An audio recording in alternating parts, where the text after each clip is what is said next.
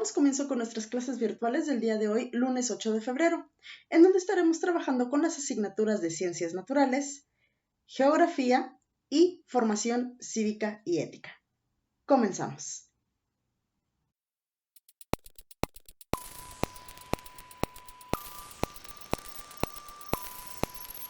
Iniciamos con nuestra clase de Ciencias Naturales y el día de hoy vamos a trabajar con el tema el cuidado de los ecosistemas. Hemos estado hablando de esto desde la semana pasada, ¿sí? Sobre cómo debemos de cuidar el ecosistema, el equilibrio, los factores bióticos y abióticos, etc. ¿Ok?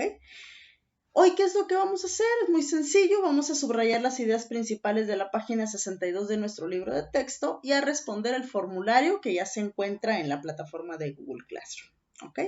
Entonces vamos a pasar a lo que es el libro en la página número 62 y dice así: el ser humano utiliza la naturaleza para su desarrollo y progreso, aunque muchas veces lo hace de forma excesiva. Para evitar las alteraciones que ocasiona el uso inadecuado de recursos, es necesario establecer medidas como la veda, es decir, la prohibición temporal o permanente de la pesca y la caza. De esta manera, se busca que las especies puedan llevar a cabo sus periodos de reproducción sin ser alterados y no corran el riesgo de extinguirse. Otras medidas son rotar los cultivos para que la tierra recupere sus nutrimentos, emplear abonos naturales, evitar la tala inmoderada de bosques y reforestar áreas explotadas intensamente. La participación de todos en la preservación de los recursos naturales ayudará a tener lugares y un país más productivos. Okay, entonces, aquí pues, bueno, es lo que ya hemos venido platicando en las sesiones anteriores, ¿sí? Sabemos que la caza en exceso, pues es uno de los factores de desequilibrio de los ecosistemas, ¿ok? Y bueno, aquí nos menciona esta palabrita muy, muy importante, que es la veda, quiere decir prohibición temporal o permanente de la pesca y la caza, ¿ok? Y bueno, otras medidas que menciono aquí, pues lo que es la rotación de los cultivos. ¿Qué quiere decir esto? La rotación de los cultivos, imagínate una parcela donde tienen cultivado, vamos a suponer, tomate. Entonces, piscan todo el tomate, es decir, recogen todos los frutos y esa área, esa tierra, no la vuelven a sembrar de inmediato, se van a otra área y ahí es donde siembran nuevo tomate. Esperan un cierto tiempo antes de volver a sembrar en el lugar de donde sacaron el tomate anterior, ¿sí? Esto ocurre con todos los productos que se dan, con todos los vegetales que comemos, ¿ok? Llámese tomate, papa, el chile, el cilantro, todo, ¿ok? ¿Sí? ¿Por qué? Porque la tierra, tú sabes que pues, los vegetales o todas las plantas, ¿sí? Consumen los nutrimentos de la tierra. Entonces, al momento de que están todos juntos, en este caso, pues si fuera una parcela, ¿sí? Entonces, están todos juntos y pues se comen todos los nutrimentos de esa tierra. Si siembran nuevas semillas, ya no va a haber nutrimentos para esas nuevas semillas, ¿ok? Entonces, tienen que dejar descansar la tierra, ¿sí? Para que otra vez haya gusanitos, estos gusanitos van a permitir que haya ciertos nutrimentos que las plantas necesitan y que llueva y que el aire, ¿sí me explico? Entonces, son varios factores ahí que influyen en que dejemos descansar la tierra un momento para poder crear una nueva siembra, ¿ok? Eso es lo que es la rotación de cultivos, ¿ok? Muy bien. Después tenemos lo que es emplear abonos naturales, ¿sí? Los abonos naturales, esto es más que nada, por ejemplo, para evitar las plagas, ¿sí? Existen abonos pues, artificiales que son químicos que dañan a la planta, dañan a la tierra, ¿sí? Dañan gravemente a la tierra. Entonces, no sé, por ejemplo, si para la rotación de tierra dura, vamos a suponer, porque la verdad no estoy muy segura de cuánto tiempo dure, pero supongamos que dura, no sé, unos 3, 4 meses, ¿sí? Pero esta tierra fue, rociada con abonos, químicos, pues puede tardar todavía más en recuperar los nutrimentos, ¿sí? Entonces es importante, emplear estos abonos naturales. ¿Para qué es el abono? Ayuda al crecimiento de las plantas, ¿ok? Ayuda a este crecimiento. Después, bueno, tenemos la muy conocida, evitar la tala inmoderada de bosques, es decir, pues evitar que estén cortando sin medida los bosques. Y por último, pues reforestar estas áreas explotadas, ¿sí? Volver a sembrar plantas y árboles para que vuelva a florecer. ¿De acuerdo? Muy bien, entonces pasamos al tema del agua y los ecosistemas. Y dice así, la calidad del agua es vital para los seres vivos presentes en los ecosistemas.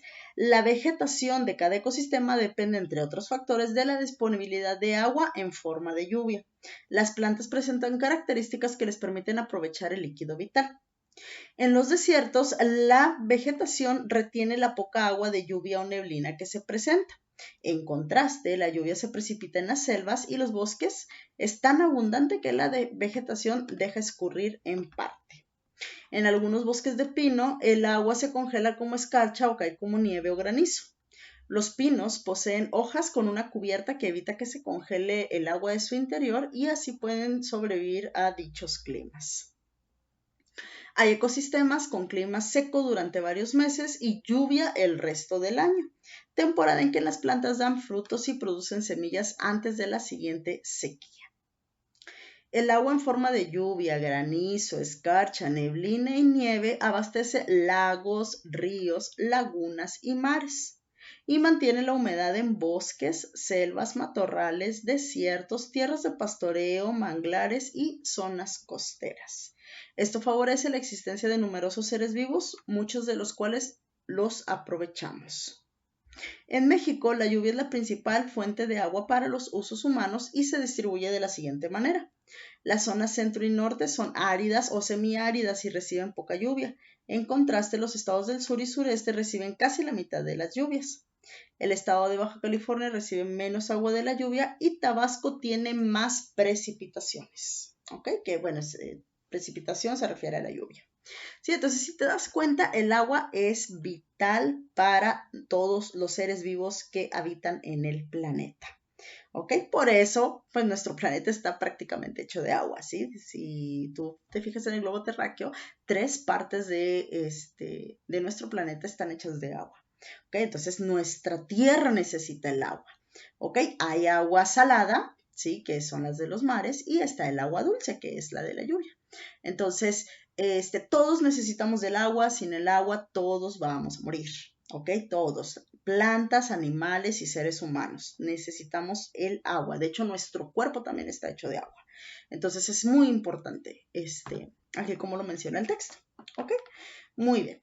Entonces vamos a pasar rápidamente a lo que son las preguntas. Si es que no tienes acceso a nuestra plataforma del Google Classroom, puedes copiar estas preguntas en tu libreta y contestarlas. Si sí tienes el acceso, no es necesario que copies, ¿de acuerdo?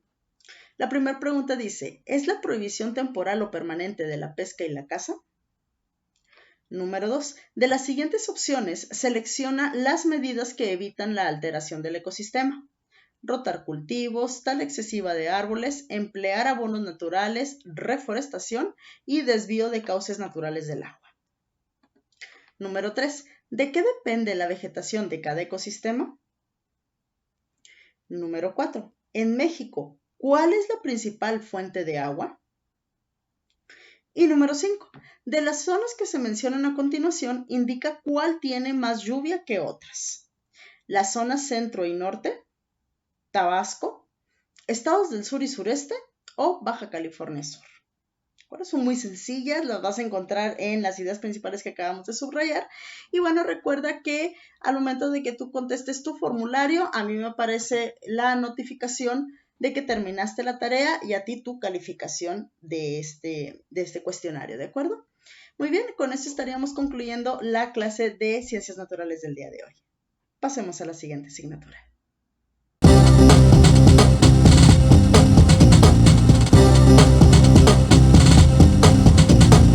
Continuamos con nuestra clase de geografía y el día de hoy vamos a trabajar con el tema la diversidad cultural en México.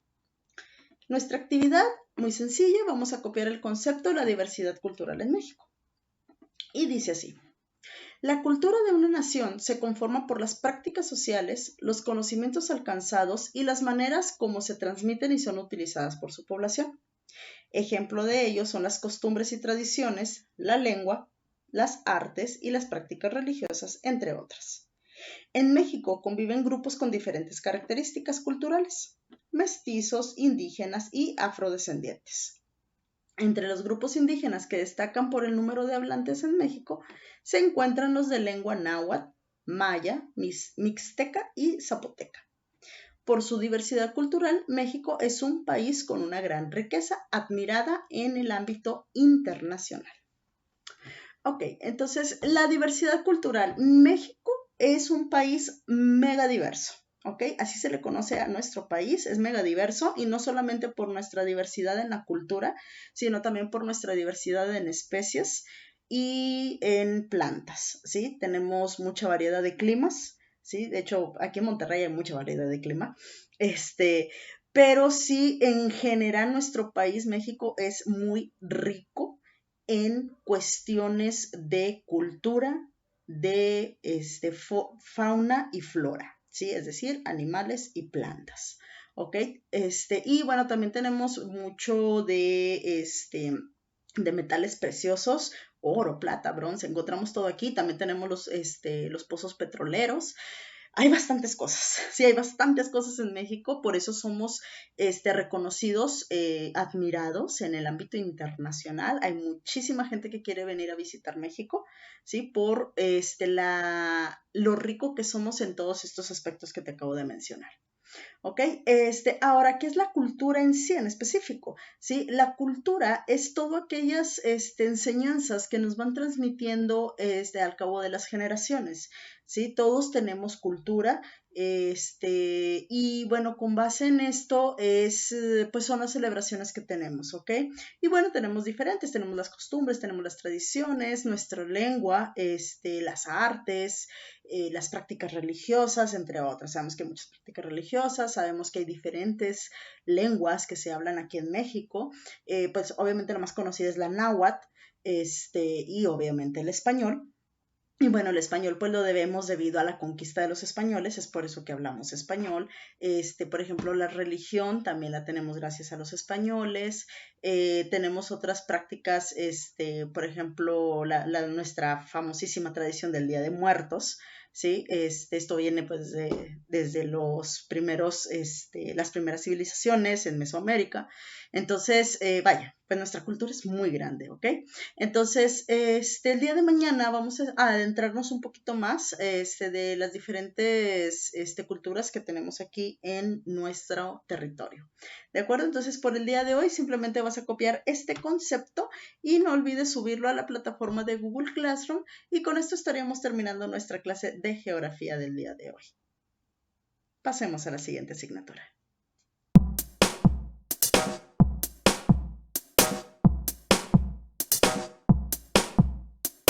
Finalizaremos con nuestra clase de formación cívica y ética, y hoy vamos a trabajar con el tema Derechos de los pueblos indígenas y afromexicanos. ¿Ok? Vamos a ir a nuestro libro de texto en las páginas 60 y 61. ¿Qué es lo que vamos a hacer? Vamos a analizar las ideas de estas dos páginas y en nuestra libreta vamos a contestar las preguntas que aparecen en la página 61. Muy bien. Derechos de los pueblos indígenas y afromexicanos. En la Constitución Política de los Estados Unidos Mexicanos se establece que, para tener una vida digna, todos los mexicanos tenemos derecho a la educación, a la salud y a la vivienda. Además, se reconoce que los pueblos y comunidades indígenas y afromexicanas, como parte de la nación pluricultural que somos, también gozan de derechos específicos. ¿Ok? Y aquí mencionan algunos derechos que tienen tanto los indígenas como los afromexicanos. El primero dice decidir libremente sobre nuestras formas de convivir y de organizarnos. Conservar y mejorar el hábitat donde vivimos. Establecer formas propias de gobierno local de acuerdo con nuestros usos y costumbres. Practicar y conservar nuestras lenguas, conocimientos, costumbres y tradiciones. ¿Qué quiere decir esto? Quiere decir que ellos tienen derechos diferentes a nosotros, ¿sí? Por formar parte de los mexicanos, pero porque son indígenas y de descendencia africana. Entonces, ellos como tienen una cultura diferente, una forma de pensar diferente, conviven, se organizan, el hábitat de donde vive, todo es diferente. Entonces se crearon unos derechos específicamente para ellos, ¿ok? Obviamente estos derechos no aplican con nosotros, ¿sí? Pero sí hay derechos que son universales o son derechos en general, ¿sí? Y una de ellas es no discriminar, ¿ok? Aceptar al otro tal cual como es, ¿ok? Sí, eso es algo que debemos de hacer siempre, ¿de acuerdo? Muy bien, entonces vamos a pasar a la siguiente página, en la página 61, y vamos a leer esta frase que viene en el número 4. Dice, todos somos diferentes, pero iguales en derechos, que es lo que te acabo de mencionar, ¿sí? Puede ser más alto, más bajo, puede estar muy gordito o muy flaquito, o puede ser de piel muy blanca o de piel muy morena, pelo lacio, pelo rizado, etcétera, ¿sí? Podemos ser muy diferentes, pero en nuestros derechos debemos de ser iguales, ¿ok? Uno que otro derecho, como te lo mencionaba anteriormente, puede cambiar, pero hay ciertos derechos que son los mismos, como la aceptación, como que nos tratemos todos iguales, el respeto, ¿sí? Entonces, con base en esta frase, vamos a contestar estas 3 preguntas en nuestro libro. Sí, te voy a pedir, perdón, en nuestra libreta. Te voy a pedir, por favor, que en la libreta anotes esta frase de aquí, por favor. Sí, esta frase muy importante en este tema que estamos viendo, ¿ok? Y vamos a analizar lo que es la pregunta A, B y C. ¿Ok? Las vamos a escribir y a contestar. El inciso A dice, ¿en México se respetan los derechos de todos por igual? ¿Sí o no? ¿Y por qué? Inciso B, ¿por qué deben respetarse los derechos de los pueblos indígenas y de los afromexicanos? E inciso C, ¿qué podemos hacer para evitar la discriminación por origen, color de piel o lengua? Ya lo hemos visto. ¿Qué es lo que podemos hacer para evitar esa discriminación? ¿Ok? Sí, muy sencillas las preguntas, las anotas en tu libreta, ¿sí? Escribes sus respuestas y no olvides subir tu fotografía a la plataforma de Google Classroom y con esto estaríamos terminando la clase de formación cívica y ética. Hemos concluido con nuestras clases virtuales del día de hoy. Agradezco muchísimo tu atención. No olvides enviar tus evidencias a nuestra plataforma de Google Classroom. Y recuerda, quédate en casa. Nos vemos el día de mañana.